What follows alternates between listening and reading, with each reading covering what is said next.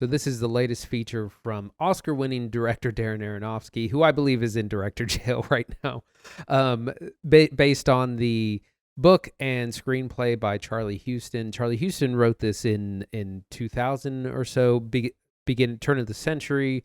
It's a crime caper that he then adapted the screenplay for. Aronofsky, of course, known for things like Requiem for a Dream, The Wrestler, Black Swan, which he won an Oscar for, Mother, The Whale, which he also won an Oscar for. So he's an Oscar-winning director. He usually does some very bold things, and he's kind of going back. This is one of those one for them situations, I think, where he's doing this kind of very standard crime capers for the studio. This stars Austin Butler as Hank Thompson, a former baseball player, now alcoholic bartender, who just is kind of floating through life, not a whole lot of direction, life of the party, great guy, everyone loves him, big baseball fanatic. He calls his mom every day. They talk about the game.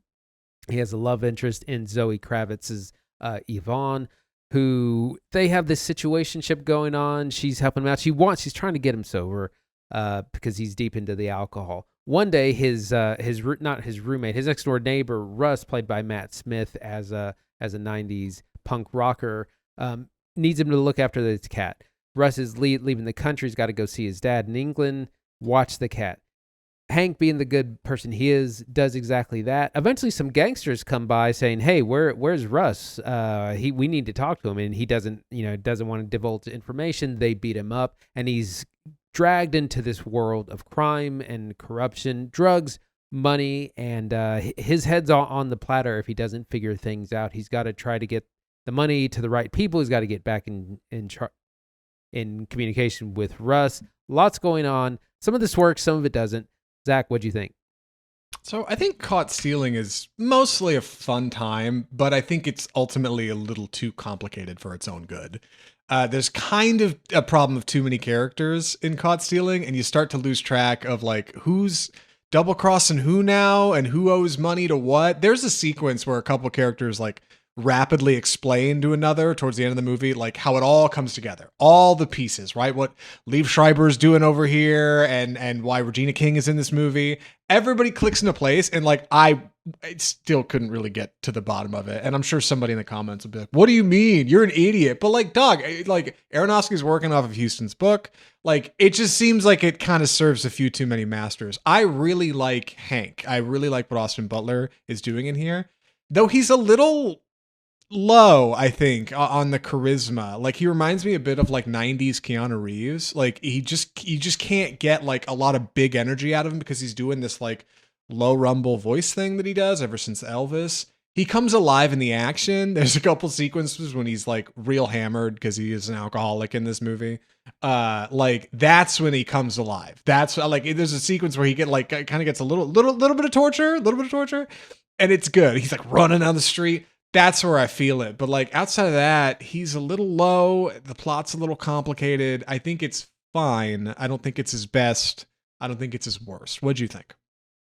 I think this is a movie from the wrong era. This feels like a 2000s movie. Again, when I saw the trailer, I was like, this reminds me of Guy Ritchie and things like Snatch and Lock, Stock, and Two Smoking Barrels from the late 90s, early 2000s. And it's exactly that kind of film where there's a complicated caper. There's lots of colorful gangsters. We got our good guy in a pickle he's got to get out of. And how's he going to do it? But it's a poor imitation of those movies. Those movies have so much style and so much like interesting camera work and all these really fun characters, like people I still remember, like Gorgeous George and Bricktop and other these colorful gangster names. And this just seems real kind of rote and paint by number in a lot of ways. He kind of gets pulled into this really randomly and is really brutally tortured. A lot of this, like the tonal shifts are really stark because I'm like, what kind of, this is like Hostel or Saw for part of this. And then like the trailer is very like, oh, it's a fun gangster comedy thing. So there's these just kind of weird tonal shifts. The plot is a little bit too convoluted, and you just kind of don't buy a lot of these characters. No one is in it enough. Matt Smith is great when he's on screen as he's got a thick London accent. really hamming up the punk rock stuff. He's only in like a third of the film. Same thing with Zoe Kravitz. Like it's like they couldn't afford for these big actors to be on screen at the same time. Like they don't really interact. And he's just a real cliche character. He literally has a save the cat moment, which in screenwriting they teach you got to have a save the cat moment, which is when your protagonist does something positive or to have the audience like what they do. And he literally saves the cat. That's what, and it's like, what are we doing? It's just so on the nose. So that stuff didn't really quite work for me, but I do think the performances are pretty good, and I do think there's some interesting cinematography in this. It does give you that real gritty New York feel, more than something like Highs to Lowest, which was like, hey guys, the Statue of Liberty? Here's the Statue of Liberty. We're in New York. This kind of gave you a little bit more of a grounded place of like, no, look at the gritty bars and the streets and the apartments and those sorts of things. Yeah, it's definitely one of those New York's a character kind of features. And it's set in 98, so you don't got to worry too much about like people not using their smartphones because they don't really have them. They definitely have some like loose flip phones. It's pretty basic, but mostly it's like landlines and simple communication, which makes the plot easy. Characters, I think, are fine. I like what Butler's doing in here, but like I said, like I just feel like sometimes he's a little too underbaked. And I kept thinking of how he is in like Bike Riders. And I was reflecting on how Bike Riders holds him at arm's length, right? Bike Riders is told through a different character's like story looking at him. Like you never really inside his head in Bike Riders. So I was like, it actually kind of makes sense that he's like this stoic individual there. And Elvis, it's a bit more, but it's kind of the same thing. It's a voyeuristic look at the king's life. Hank has to hold the whole movie. Like you got to get the whole thing through him here. And it's fine in the dark bits, which are heavy, like you said. I think the marketing like misleads it to make it look like a bit more like a comedy caper, and it almost shouldn't be. Like it really shouldn't be what it is. But like more importantly, it just seems like, I don't know, Aronofsky couldn't get the energy out of him that he wanted. And that's not true because this is what we got. He directed it like he wanted. But I'm also like Regina King. I've seen Regina King be a monster on screen, dude. And her character in this kind of isn't, and I feel like she's trying to be. Her delivery feels earnest. Like I feel like King is approaching this like this is real serious stuff, but she's got this goofy haircut, and it just kind of doesn't work that good. Like Kravitz is really solid. Kravitz is great. Matt Smith is exceptional. It's funny because the first time you see him, I didn't fall for the punk rocker thing. It was just kind of lame. By the time he comes back into the movie, he's a much needed bolt of lightning to get things moving again and back on track. So he's solid. A couple of our other characters are good. Liev Schreiber's in there a bit. Like everybody's fine.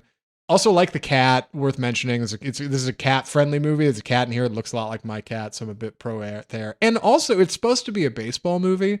Not enough baseball. I really figured at some point we'd be running around in a field, but they just kind of talk about it a lot, and you see a little bit of imagery. Like you don't actually get that. But he could have been a football player, and it would have worked fine. Like Caught Stealing is weird because I felt like I struggled so much with some of the characters, and Aronofsky's last movie was all character. It was The Whale. It was like one set, right? And it had to be character. That's all we were doing. It was character direction, the movie. Whereas in this one, there's too many characters. And I feel like it kind of doesn't get there. Like setting, place, the look of the movie, solid. Even the energy, action solid, fights are solid, running solid. The drama, like that's where it gets tied up. That's where it gets complicated, and you start to kind of zone out because you don't remember who is doing what or whose name that was. Like just a couple too many there, and that's really just the script. Like I think. Yeah, I'd agree, and I saw someone else's review who said the book isn't very good, and they were hoping like the movie would improve on some of the shortcomings from the book. And they're like, it really doesn't. And like you said, the drama just isn't there. Everyone else is more exciting than Butler for some reason. He is very reserved. He's almost too cool. Like he's literally getting tortured in a couple of scenes, and he's like, "Oh, it's all right. Don't worry." I'm okay. Like he looks the part. He looks exactly like he needs to look. The blonde hair, like he's got it. But yeah, it's the energy coming out of him. It's just a little low. Yeah, and like I said, it's a poor imitation of better movies in this genre. It just seems something 20 years too late. And yeah, our characters, they're fun on their own. They just need to act more. Like I knew that Liev Schreiber's in and like you're waiting forever for him to show up, and it's not quite as tight as these complex gangster films need to be.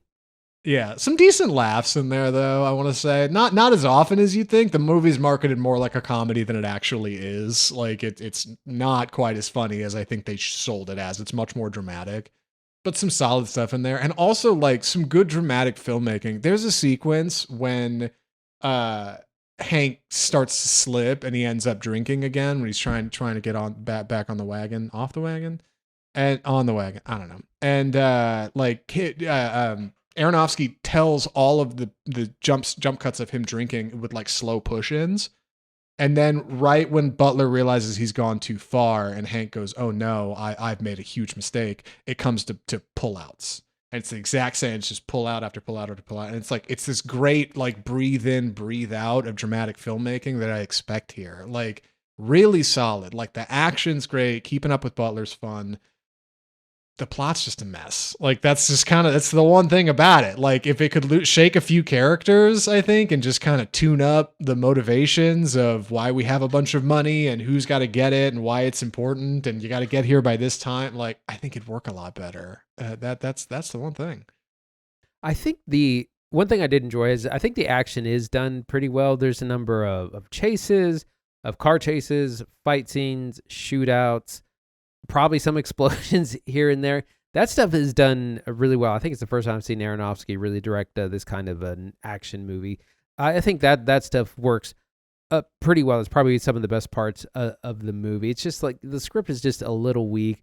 The tragic backstory that seems real stock, not super convincing, or just not, you don't really feel too sorry for a thing. Like I know what it's going for, but it just doesn't quite land for me.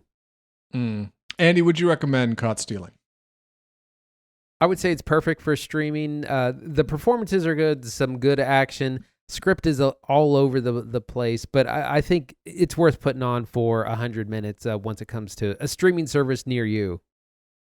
Yeah, I'm in the same boat. It's all right. I think it's easy to compare it to Guy Ritchie features, and the problem is some of those Guy Ritchie features are just a little bit more memorable than this one. Like some fun action, some good set pieces, but ultimately, like, wait for streaming. It's not too hot. Caught Stealing's fun. It's not Aronofsky's best. Definitely not his worst. We got to talk about some upcoming trailers. Andy, what do we call this segment? It's time for the trailer park.